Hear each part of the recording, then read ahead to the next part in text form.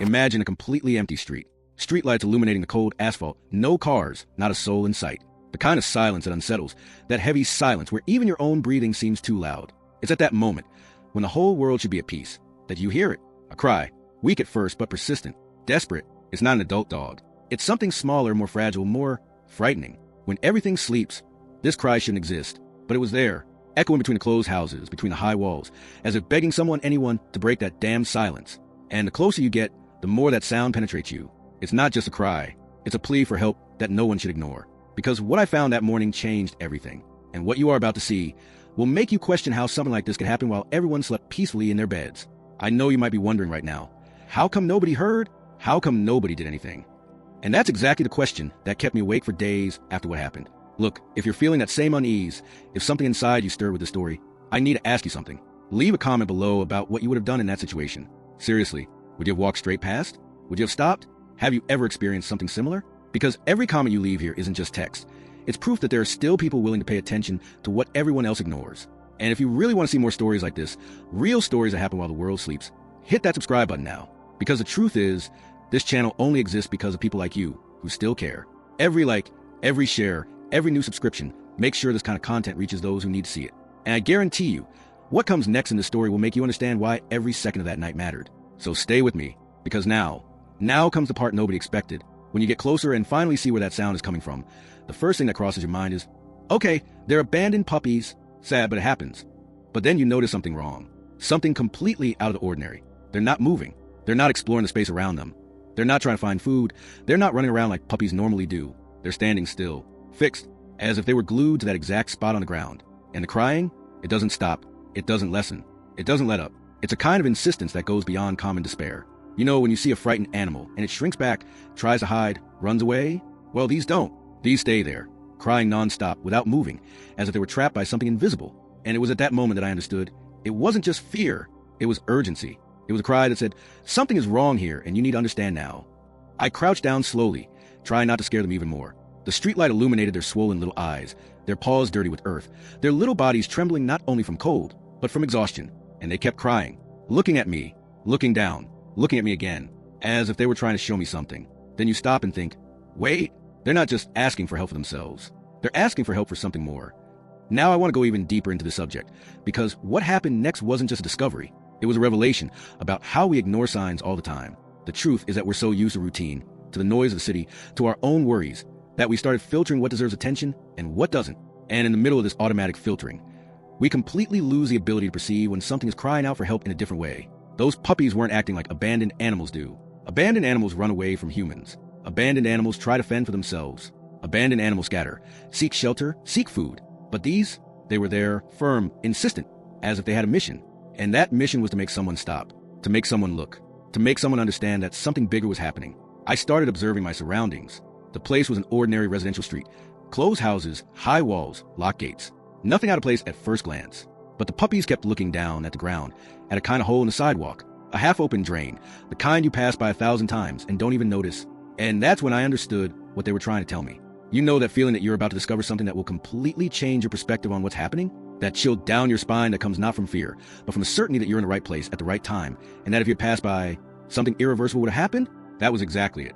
And the closer I got to that drain, the louder the puppies' cries became, as if they were saying, yes, it's here, you understand, now do something. I grabbed my phone, turned on the flashlight, and pointed it inside, and what I saw left me paralyzed. It wasn't just darkness. There was movement down there. There was more crying. There was life trying to survive in a place where no one would ever look. And then everything made sense. The puppies weren't abandoned alone. They were guarding someone. They were trying to protect someone who had fallen, who was trapped, who couldn't get out. Their mother was down there. And it wasn't just her. There were more puppies. Smaller, weaker, trapped in a space with no way out, no light, not enough air. And the only ones who managed to climb up, who managed to reach the surface, did the only thing they knew how to do: cry. Cry until someone heard. Cry until someone stopped. Cry until someone understood. Now think about it. How many times do we go through situations like this and ignore them? How many times do we hear a strange sound, see something out of place, feel that discomfort in our chest, but decide to move on because it's not my problem or someone will solve it? How many lives could have been saved if someone had simply stopped, crouched down, and looked carefully? That's a hidden truth that nobody wants to face. We live in a society that has taught us to walk past, to not get involved, to not waste time. And in the midst of all that, we've completely lost a connection to the instinct to perceive when something is out of the ordinary. We become machines for ignoring signs. And the signs? They keep screaming, waiting for someone, somewhere, to still have enough sensitivity to stop and pay attention. I looked at the puppies again, and they were still there, staring at me, waiting, and I knew that from that point on, there was no turning back. I had two choices. Turn my back and let fate take its course, or accept that early morning had chosen me to be the person who would make a difference. And look, I know that you, who are watching this now, understand exactly what I'm talking about, because you too have been at this crossroads.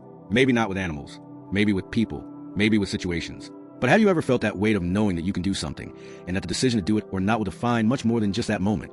But before I tell you what happened next, I need to be honest with you about something everyone feels but no one admits: the fear of getting close. Because look, it's very easy to judge someone who walks right past when you're watching a video in the comfort of your home, with the lights on, safe and quiet. But when you're there alone in the middle of the night, on an empty street, hearing a cry coming from a dark place, your brain doesn't think about heroism. It thinks about survival. And survival screams, get out of here, don't get involved. It could be dangerous. I saw this happen that night. While I was there trying to figure out what to do, a car drove by slowly. It slowed down. I know the person inside that car heard it, because the crying was too loud to ignore. But you know what happened? The car sped up and disappeared around the corner. And I don't judge, because I understand. At night, the danger always seems greater and the help less. We create this internal narrative that getting involved can bring problems, can be a trap, can be a situation that will put you at risk. And amidst this self-preservation mentality, empathy takes a backseat. But here's the uncomfortable revelation. Hesitation isn't just about real danger. It's about comfort. It's about not wanting to leave the safe zone. It's about avoiding responsibility. Because deep down, we know that if we stop, if we look closely, if we truly get involved, it ceases to be someone else's problem and becomes our problem too. And carrying other people's problems? Society has taught us that this is optional. That it's for those who have time, for those who have the resources, for those who have nothing better to do. But the truth is different. Real transformation, the kind that changes lives, that creates real impact, never happens from afar. It happens when you decide to cross that invisible line between observing and acting, between feeling pity and doing something, between thinking how sad and thinking what can I do now? And that's exactly what made me stay. It wasn't courage. It was the impossibility of turning my back, knowing I was the only person there at that moment. I looked around again. No windows lit, not a sign of movement. Just me, the puppies, and that open sewer swallowing any hope that anyone beside me would show up. And then comes that decision that defines everything. Are you going to wait for help to arrive, or are you going to be the help? Comment below. I would be the help, because that mindset changes everything. I crouched down again, this time paying closer attention to each of the puppies' movements. And that's when I noticed something that didn't add up. They weren't just standing there by chance. They were moving, yes, but always within a very specific limit. It was as if there was an invisible line they didn't dare cross. And that line ended exactly in front of a gate. An iron gate, closed, with a thick chain and a rusty padlock. The house behind it was completely dark, without any sign of life, but the puppies didn't take their eyes off it. I began to notice a strange pattern. The crying wasn't continuous. It came in waves. They would cry loudly for a few seconds, then stop. They would remain silent, staring intently inside that gate, as if waiting for an answer. And then they would cry again, louder, more urgently. It was communication. They were trying to connect with something or someone inside. And that completely changed my perception of what was happening. Because until that moment, I thought I was only dealing with abandoned puppies and a mother trapped in a sewer. But that behavior wasn't that of lost animals. It was that of animals who knew exactly where they needed to be, who had a reference point, a point of origin. And that point was that house, that gate, that place that for some reason had become inaccessible to them. Now I want to delve even deeper into the subject, because what I was seeing was a hidden truth about loyalty that very few people stop to observe. Animals don't act logically. They act by instinct, by bond, by emotional connection. And those puppies were trapped not by physical chains, but by an unwavering loyalty to something that was in that house. They could have left. They could have scattered down the street, looked for food, looked for shelter. But no, they stayed there, guarding that gate as if their lives depended on it. I approached slowly, trying to look through the bars. The house seemed abandoned.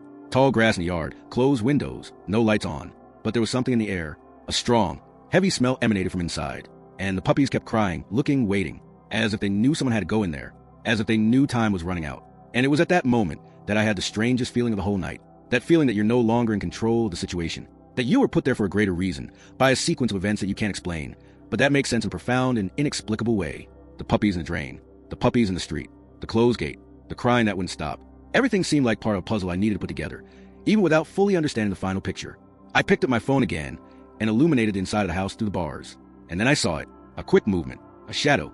Something moved inside. I called out, loudly, "Is anyone there?" Silence. I knocked on the gate.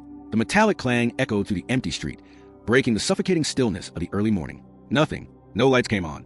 No voices answered. No movement beyond that shadow I'd seen seconds before, which now seemed to have vanished completely. And the puppies? They stopped crying the exact moment I knocked on the gate, as if they were waiting, as if they knew someone had finally come close enough. This was wrong, very wrong, because a house doesn't stay like this, completely silent, completely closed, without any sign of life, unless something has happened. And the kind of thing that leaves a house in this state is rarely good. Doors locked, windows sealed, lights off, no car in the garage, no movement. But that smell continued to come from inside, heavy, unmistakable. And that shadow I'd seen, it wasn't my imagination. It was real, and it was in there. Now I want to delve even deeper into this, because this is the moment when most people would back away. This is the moment when logic tells you to call the police, the fire department, someone with authority and equipment. But the truth is that decisions with real impact rarely happen with time spare. They happen in fractions of a second, when you need to choose between waiting for help to arrive or becoming a help in that instant. And I knew that if I left those puppies alone again, something irreversible would happen before any official help arrived. I looked around for a way in. The gate was too high to jump, the chain was securely fastened, and forcing entry would be trespassing. But what if it wasn't trespassing? What if it was a rescue? Because the line between those two things is much thinner than we imagine. And at that moment, with those little eyes staring at me, with that cry still echoing in my head, with that shadow moving inside, I needed to make a decision that would define not only the fate of those animals, but also who I was as a person. I tried again. I knocked harder. I shouted louder. If there's anyone in there, please answer. There are animals out here needing help. Nothing. The silence remained heavy, almost aggressive, as if the house itself were challenging me to enter. And the puppies started crying again, this time with intensity one hadn't heard before. It was pure despair. It was their last attempt to make someone understand that time was up. And then I saw it again, the shadow.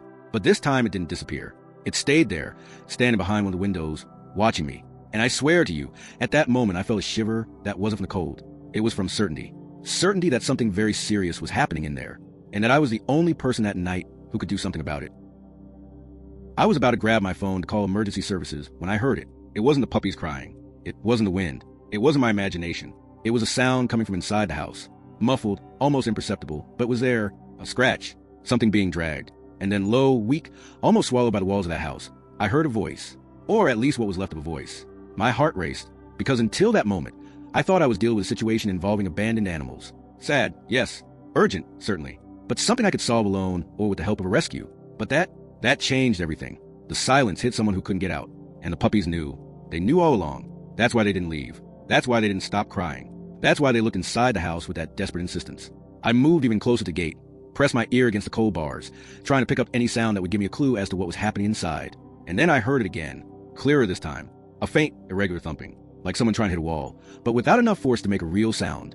And along with the thumping, heavy, panting breaths, the kind of breath someone makes when they're at the limit of their strength. Now I want to delve even deeper into this, because this is the moment when you realize that the journey is no longer about choosing whether or not to help. It's about accepting that you're already in this story, and that every passing second can be the difference between life and death. It's not dramatic. It's real. It's the raw truth of situations where time is the only resource you can't recover later. I yelled again, this time with real urgency. I'm here.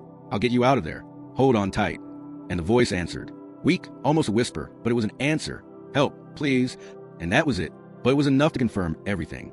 Someone was trapped in there. Someone who had probably been in that situation for hours, maybe days. Someone who depended on me at that exact moment. The puppies started crying again, now with a different intensity. As if they knew that someone had finally understood. As if they knew that help had arrived. And I looked at them and completely understood what had happened. They weren't just abandoned puppies. They were messengers. They were guarding that house, that person, that moment until someone capable of acting appeared. I grabbed my cell phone, called emergency services, and explained the situation as quickly as possible. But while I was talking, that voice inside grew weaker. And I knew, with every fiber of my being, that waiting was an option. That if I didn't do something at that moment, official help would arrive too late. Write this down. We couldn't wait. Because that's exactly what defines those who act and those who watch. I hung up the phone and looked around. The emergency services said they would send a team, but couldn't give me an exact time frame. As quickly as possible meant nothing at that moment. It could be 5 minutes. It could be 20. It could be too late. And I wasn't going to stand there waiting to find out. I started knocking on the doors of neighboring houses. First house, nothing. Second house, nothing. Third house. A light came on, but no one opened the door. I saw the shadow of someone peeking through the curtain, and then the light went out again. And I understood perfectly what had happened. That person looked out the window, saw a desperate stranger knocking on the door in the middle of the night, and decided not to get involved. And look, I don't blame them. We live in a world where distrust has become a survival instinct. But at that moment, at that specific time, that choice not to open the door meant that I was still alone, that the person inside the locked house was still alone, that the puppies were still alone, and that time was still passing mercilessly. I went back to the gate.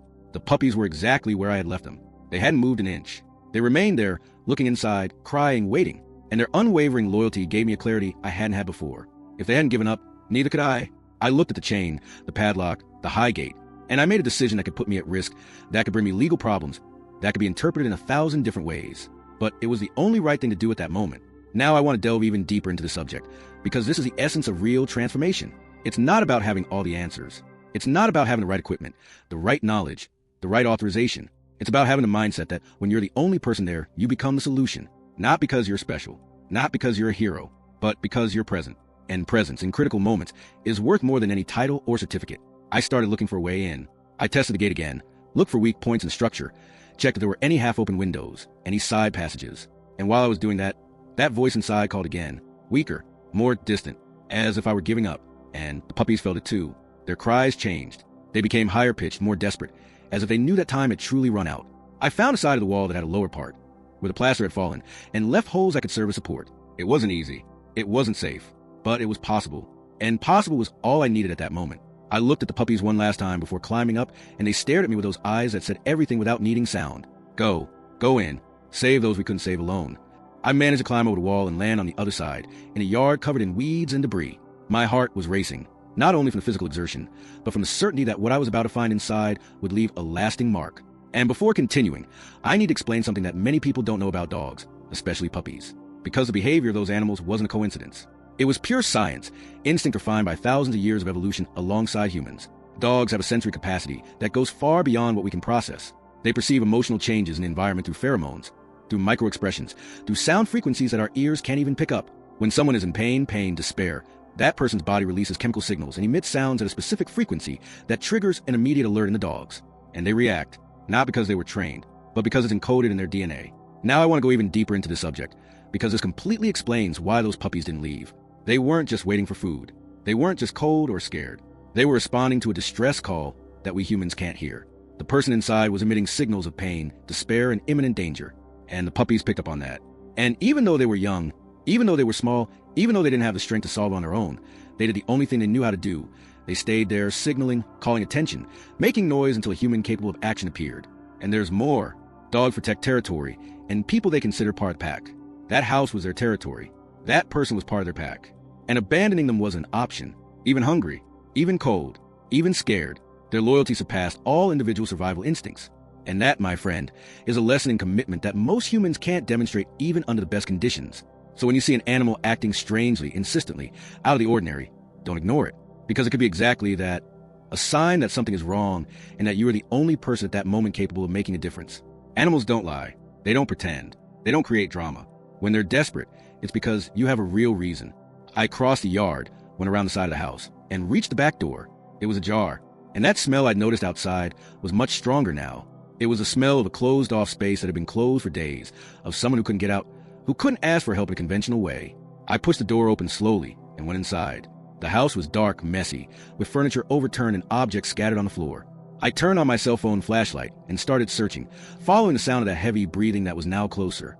And then I saw it, a person on the floor, leaning against the living room wall, pale, sweating profusely, staring at me as if she couldn't believe someone had actually entered. It was a woman, probably in her 60s, who had fallen and couldn't get up. Next to her, a phone was off the hook, as if she had tried to call for help but couldn't complete the call. I knelt beside her, spoke slowly, trying to calm her down. "I came to help you. The ambulance is coming. You're not alone anymore." And she started to cry, not from pain but from relief. That kind of cry from someone who had already given up on being found, from someone who had already accepted that she was going to die there, alone, without anyone knowing. And then she said something I'll never forget. "The dogs, they stayed out there the whole time?" I shook my head. They stayed. They didn't leave for a second. Now I want to delve even deeper into the subject, because this is a truth that nobody talks about. Without those puppies, nobody would have stopped there. No car, no neighbor, no random person passing by on the street. That woman would have stayed there until someone eventually noticed she was missing. And that could take days, weeks even. But the puppies completely changed that equation. They created an impossible-to-ignore warning sign. They transformed a silent tragedy into a situation with a chance of rescue. And this makes me think about how many other situations like this happen every day. People trapped inside their own homes, their own lives, their own circumstances, unable to ask for help in a conventional way. And nobody notices. Nobody stops. Nobody investigates. Because there's no obvious sign, no persistent noise, nothing that forces us to break the routine and pay attention. I stayed there with her, holding her hand, until the ambulance arrived. And while I waited, the puppies outside started crying again. But this time it was different. It wasn't despair. It was relief. as if they knew their mission had been accomplished, that someone had finally understood that the person they were protecting was now safe. When the paramedics came in, they looked at me with that, "How did you find out about this?" look, and I just pointed outside to the puppies that were still there, guarding the gate. It was them. I just heard them. And one of the paramedics, an older guy, looked at me with genuine respect and said, "If you hadn't stopped, she wouldn't have made it through the night." That phrase resonated differently, because it wasn't about me. It was about the decision to stop, to pay attention, to believe that those tears had a reason. And in the end, that's exactly what saved a life. While the paramedics took the woman to the ambulance, I went back to the gate. The puppies were there, exhausted but still alert. And when I opened that iron gate, they didn't run. They stayed there, looking at me, as if they were waiting for permission to finally rest. I bent down, let them sniff my hand, and for the first time that entire night, they stopped crying. The silence that followed was different from the silence of the early morning.